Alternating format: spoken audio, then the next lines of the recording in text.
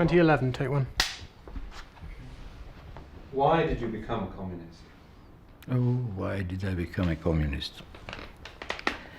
I was born 1913. When I was a growing up boy, it was after the Bolshevik Revolution of 1917. It is difficult to imagine today what a tremendous fund of expectation that revolution arose in the world, brought into the world. It was such a great fund of confidence in that revolution that it existed in full strength throughout the 20s and 30s until Stalin, with his horrible repressions and terrors, started really undermining it. I grew up in that time, and I grew up in a country which was a democratic country. Czechoslovakia was the only Central European country which started in 1918 as a democracy and remained a democracy alone in the whole sphere until it was destroyed when its allies, its friends, allied themselves with her enemies in 1938 after Munich. I grew up in those 20s and 30s. When I came to the university, it was 1931. It was the time of the great economic crisis, tremendous unemployment in that over-industrialized Czechoslovakia. Don't forget that Czechoslovakia was one of the 10 most industrialized countries in the world at that time. And I saw that unemployment among the young people, especially as students and so on. And 1933, Hitler came to power in Germany. And that was the last straw which brought me into the communist student organization, the communist movement. Can I jump now to the period after the war, when the Communist Party returned, the Communist Party leadership returned from Moscow to Prague. What were the aims of the Communist Party leadership at that period? Yes, you must know what preceded during the war, before the party leadership returned from Moscow.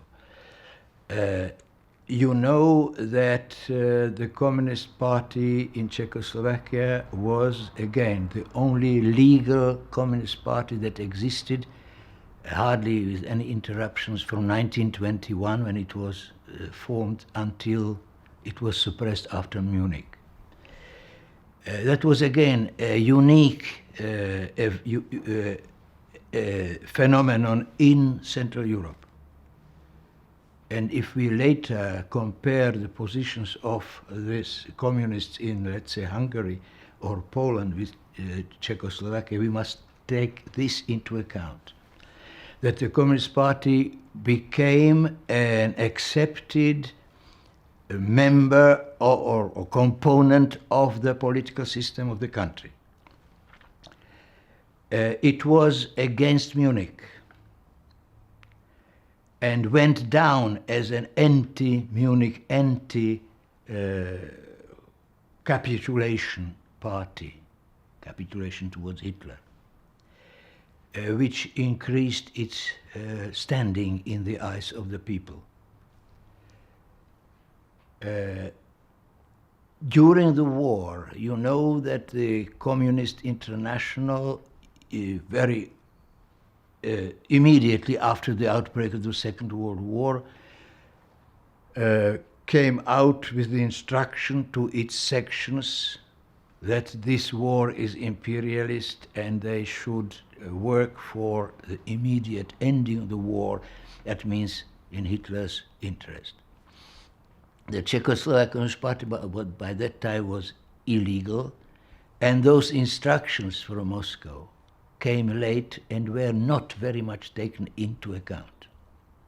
Those instructions, by the way, created a terrible crisis in the Communist Party of France, in the Communist Party of Great Britain, which until today feels the after effects. So when the Communist Party leadership came When the back, Communist Party leadership came back from Moscow, it was a leadership of the party which was very popular. Because again, in the resistance movement, the communists stood their men, they had tremendous losses, and so on and so on. Besides, Czechoslovakia is the only country of Central Europe which never had a common frontier with the Russians until 1945, and thus did not have any bitter memories from the past connected with the Russians. It was a genuinely friendly people, the Czechs and the Slovaks, towards the Russians, from the past, from the history and so on. That friendship was not disturbed, troubled by anything. The Red Army came as the liberator, and the Soviet Union, and with it the Communist Party, was very popular in 1945. but even though the Communist Party was very popular, it did it wish to become a normal democratic party in a post-war Czechoslovak democracy? No, it wished, and I am convinced it wished genuinely, to create a political system, a socialist political system in Czechoslovakia, different from the Stalinist system. Different from the Stalinist system. The leader of the party, Gottwald, who became then prime minister after the elections in 1946, repeated many times that what they want, what the Communist Party, what we want is a socialist system different from the Soviet Union, the socialism of the Czechoslovak way. But it still meant that the party would be the only functioning political party, would have a political monopoly of power. Not necessarily, not necessarily. That came after this monopoly of power. Introduction of the monopoly of power of the Communist Party came after February 1948, when the Communist Party took over the whole of power.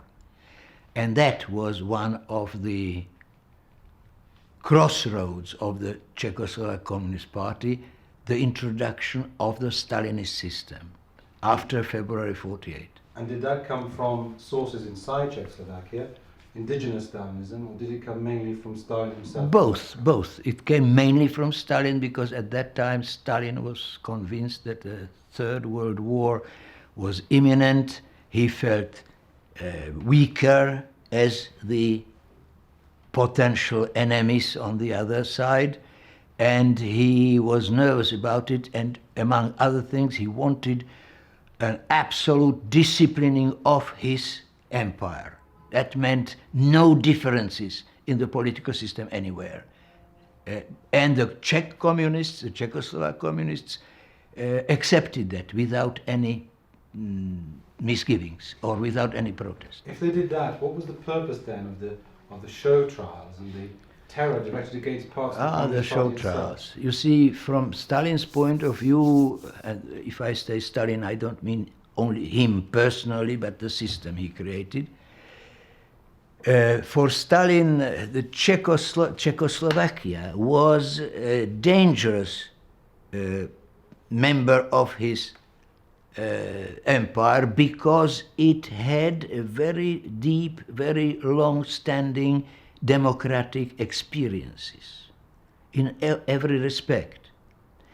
It was the most westernized of his empire. And that is why it was necessary, from his point of view, to brutally drive out that tradition of Western's type democracy or democratic thought from Czechoslovakia. See, already in 1949 there was a trial in Hungary. This disciplining was done with the help of trials. We will talk about it in Czechoslovakia. In Hungary, the infamous Reich Trial in 1949, and at that time already, the then leader of the Hungarian Communist Party, Rákosi, handed over to Gottwald a list of 60 names of so-called enemies of the state, demanding their arrest and their trials. I was on the list as well, not dreaming about that such possibility at that time. 2012, take one.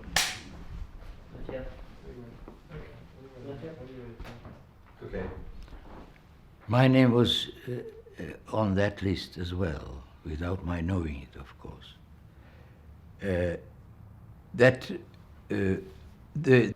Because Czechoslovakia had to be re-educated by the most cruel means. What happened to you? What happens to me? Well, I was, you see, the people who were to be eliminated. There were categories of people. Imagine, Stalin thought a third world war was possible. I have to do what I can to,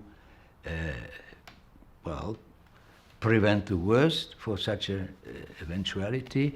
Among other things, I have to put the, let's say, the heavy industry in a position of absolute priority, because that produces arms and so on.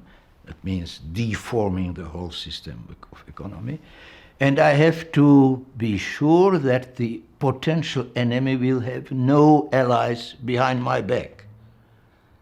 So categories of people were established which had to be eliminated from positions of power, of influence. What were these categories? And these categories were people who lived, communists, old communists, who lived sometime in the West. Under that category came, among others, the ex-fighters of the Spanish international brigades who were caught in Western Europe by the war.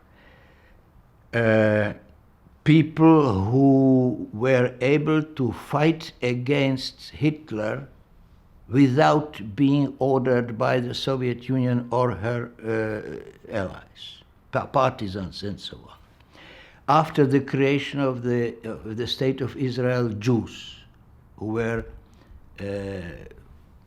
even suspected even more of double loyalty. That was the lists of people without any respect to the individual man or woman, what he did or did not do, or what was his character, so on. Those categories. What category did you fall in? I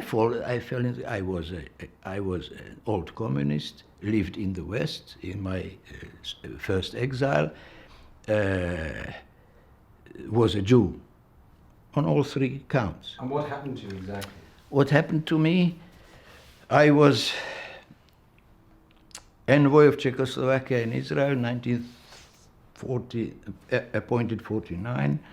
I was then appointed minister to Sweden. I sent from Tel Aviv my personal belongings to Stockholm, and I stopped in Prague to be acquainted with the new agenda. And I was not allowed to travel to Stockholm any longer. And I was retained half a year, and then I was arrested at the end of 1951, immediately after the ex-first secretary, general secretary of the party, Rudolf Slansky. And I was, put into that horrible mill. What were you actually physically tortured? And so not physically, but psychological torture was enough not to make the physical torture necessary. I was isolated for 1 year and a half, for 18 months, completely from the world, interrogated all the time, and then put to trial and sentenced to life imprisonment. Leaping forward now, when the reform movement started in the 1960s, where did it come from in Czechoslovakia? What were the groups that Oh well, you see, started? that came gradually. It was a gradual development. A very important point is 1956, the 20th Congress of the Communist Party of the Soviet Union, with Khrushchev's criticism of Stalin and Stalin's crimes. Then, at the beginning of the 1960s, Czechoslovakia suffered for the first time in the history of the so-called socialist countries a minus economic development. Because of, among other things, because of the end of friendship with China, with Mao's China, and so on. And that. Was the pressure coming from below, from people in society? The pressure was coming from all parts of the society because there accumulated such dissatisfaction and bitterness in all parts of society, including parts of the party. 2013, take 1. Who were the people inside the party and in society who started this whole movement towards the Prague Spring, reforming politics, reforming economics? Oh, it came mainly from two sources, from the intellectuals and from the economists. I don't mean the intellectual economists, but from the economy, because that was performed very badly at the beginning of the 60s, as I said already. And there was a tremendous dissatisfaction among the intellectuals of all sorts ever since soon after 1948, when all the illusions were suddenly lost. What was the most important source? What was the most, of those two factors, what was the most important group, the important cause? Was it the economy, the poor performance of the economy? Well, that came together, that flew together, flowed together, because there were these elements there, this tension. Ever since 1956, the Novotny regime succeeded in suppressing criticism, in censoring newspapers, books, and taking punitive measures against individual intellectuals and so on, sending them from, I don't know, from an editorial post to a factory for a year or two and so on. So, re-education, we know it from the Far East. Were there groups inside the party who were also... And as soon as the party leadership was forced to think of the necessity of the economic reform, from that moment the party apparatus divided into those who wanted an economic reform to succeed and those who preferred not to have any change because their position would be endangered. And there you had a division. In the 60s, before 68, if you wanted to hear the best anti-party jokes, you could have them in the party secretariat. So was it a group inside the party that was actually leading the Prague? And by the middle of 1968, the very important sections of the Central Committee of the party were convinced that the regime, Novotny's regime, as it existed, could not go any longer, because that would mean a complete collapse of the whole system. The whole process of the Prague Spring was very rapid. Was there a point at which the party, as sometimes been said, the party under Dubček, the reformers even, lost control of Czech society? During 68, no, that was not the case. Dubček had, you see, Dubček's, probably greatest achievement, if you like, and from the point of view of some weakness, was that he refused during 1968 to use administrative methods of achieving what he wanted to achieve. That he was convinced and repeated it again and again and defended himself against pressures from his great allies, that he is able to achieve whatever he wants to achieve by political means. Sorry. Dubček was convinced that he can... Sorry. I'm sorry. Dubček was convinced that he can achieve whatever was necessary by political means, not administrative, oppressive measures. Although he was pressured towards using them. Already at the meeting of the leaders of the communist or socialist countries in Dresden, he was pressurized to use administrative oppressive measures, and he refused. And he never lost control because he had all the levers of power in his hands. And whenever it would have been necessary, he would be able to use them, but he refused. What was Dubček, you and the other reformers in the party, what were you basically trying to do? What was your immediate objective and your long-term objective? Well, it was our immediate objective was to adapt the system in Czechoslovakia to Czechoslovakia's needs, possibilities and traditions. Very simply. We had the traditions of democracy, we had a very developed economy before 1945, which was destroyed partly by Stalin's policy of Third World War. And we had a tremendous tradition of organized working class movement which goes with the regime. You talked, Dubček and you and others talked a lot about the democratization of Czechoslovakia in the Prague Spring. But what exactly were the limits of this? You didn't imagine returning to a multi-party system, did you? Not a multi-party system, but some sort of a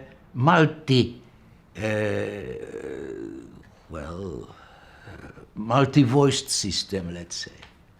The pluralist system of some sort, corresponding to the development of our society, because our society by 1968 was quite different from Western societies any longer. And it would be idle to take over a ready-made model of the Western democracy, as it would be, as it was silly or criminal to take over Stalin's model for Czechoslovakia. We had to create something new, and the basis of it was the acknowledgement of the existence of interest groups within our society. You see, that is what Stalin denied. Stalin's great fraud lied in the fact that he talked always about the moral political unity of the people. And he, as the voice of it or the leader of it, that means that he consciously did not want to recognize the existence of interest groups within society. But you did not. And we wanted to bring those back into the full play, to give them the possibility of voicing their interests and defending their interests. But even so, within that system, the leading role of the party would still be maintained. The leading role of the party would have been maintained, but in a quite different way, completely, basically different. The party would have to seek the confidence of the people every day with its work. For the time being, for the first phase of our democratization movement, we eliminated a struggle for power by the creation of the National Front, where all the organizations, all the representatives of the interest groups or group interests would come together and hammer out a common position to every problem. What did you do? Did you Dubček and the reformers do to provoke the Soviet intervention? What caused that? We did not do anything to provoke the intervention. The intervention came because the Soviet leadership of that day, the Brezhnev leadership, thought that we went too far, that we breached the allowed circumference of a socialist system as they conceived it. And what particularly offended them in what you did? Everything, really. They were very much offended that we suppressed, that we eliminated censorship. That was, for instance. But I must add, and that is very important, that during the whole Prague Spring, during the whole months of our democratization movement, we did not endanger any vital interest of the Soviet Union. That must be repeated and must be really very strongly said again and again, because all accusations that the Czechoslovak democracy movement somehow represented a threat to the vital interest of the Soviet Union is nonsense and a lie. How much do you think that what happened in '68 with the Soviet Union invasion, how much did that affect how the Soviet Union viewed the whole of Eastern Europe for the whole of 1970? Oh, the Soviet leadership took the suppression of the Prague Spring as an excuse to deprive the allies, the so-called socialist countries, of their sovereignty, even formally, in the so-called Brezhnev doctrine, and in the pacts of alliance concluded with, let's say, Czechoslovakia in 1970, I think it was, and with East Germany, where the Soviet Union has the right, in writing in an international pact, to interfere in Czechoslovakia's internal affairs. Do you, looking back now on '68, do you think if it happened now that Gorbachev would have intervened? Oh, on the contrary, I am convinced that Gorbachev would give a great deal if he had today a successful Prague Spring. And because, you see, what he is trying to do is, to my mind, the clearest and greatest possible historical vindication of the rightness of the Prague Spring of '68. Because the power that suppressed us in 1968 is trying to do the same thing, because, as I repeated ever since '68, socialism has only one possibility of positive development, and that is democratization. Thank you. I would now like to go back to 1948. Why did the Social Democratic Party, which was very strong in Czechoslovakia, why did it allow the Communist Party to stage what in effect was a coup in 1948? Oh, you see, the Social Democratic Party in 1948 was deeply divided between a pro-communist and anti-communist wing. And when the crunch came in 1948, the Social Democratic ministers in the cabinet did not resign, and gave the Communist Party, Gottwald, the formal argument that he had a majority in parliament, majority of one with the Social Democrats, and that his stance, his refusal to abdicate with the rest of the government was constitutional, that it was not a putsch, that it was not a coup d'etat. But 1948, it is necessary to note that in 1948 Czechoslovakia had no other way than to submit to Stalin, because he would not have accepted anything, even for the price of a new war. And all the non-communists or the anti-communist parties at that time did not have any alternative political concept. They couldn't. They tried, but they couldn't, because they did not exist.